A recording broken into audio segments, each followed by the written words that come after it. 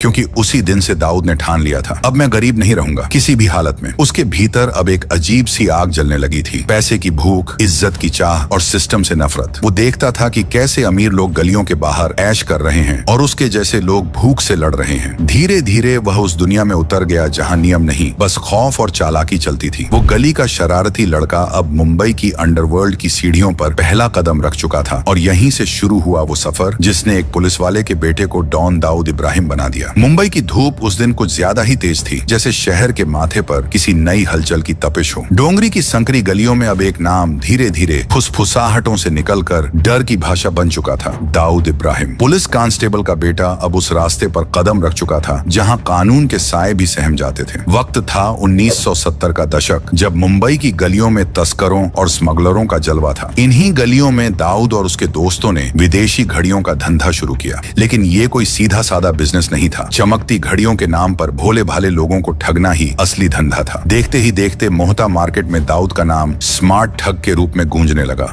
उसके आत्मविश्वास में वो नशा था जो किसी बड़े तूफान के आने से पहले की खामोशी में महसूस होता है। इन छोटे मोटे धोखों ने उसे गलियों का स्थानीय गुंडा बना दिया। पुलिस और व्यापारियों की नजरें अब उस पर ठहरने लगी थी। इसी दौरान उसकी मुलाकात मुंबई के एक लोकल डॉन बाशु दादा से हुई। वो आदमी जो अपने इलाके में छोटे व्यापारियों से हफ्ता वसूलता और हर फैसला बंदूक की नली से करवाता था। दाऊद उसके गिरोह में शामिल हो गया, लेकिन उसकी सोच अपने बॉस से कहीं बड़ी थी। वो सिर्फ गुंडा नहीं बनना चाहता था, वो शहर के ताज पर अपना नाम लिखना चाहता था। एक दिन कुछ ऐसा हुआ जिसने दाऊद की जिंदगी की दिशा बदल दी। बाशु दादा ने किसी मामूली बात पर दाऊद के पिता इब्राहिम कासकर और उसके बड़े भाई शब्बीर की खुलेआम बेइज्जती कर दी। भीड़ के सामने पिता की झुकी नजरें और भाई के चेहरे पर अपमान की आग, यही वो पल था जब दाऊद के भीतर का जानवर जाग गया। उस रात उसने कसम खाई, अब ये गलियां किसी और के नाम से नहीं डरेंगी। कुछ ही हफ्तों में दाऊद ने बाशु दादा को खत्म करने की साजिश रच दी। अपने दोस्तों के साथ मिलकर उसने न सिर्फ बाशु को मार गिराया, बल्कि उसके पूरे गैंग को मिटा दिया। अब डोंगरी का बादशाह कोई और नहीं, दाऊद इब्राहिम था।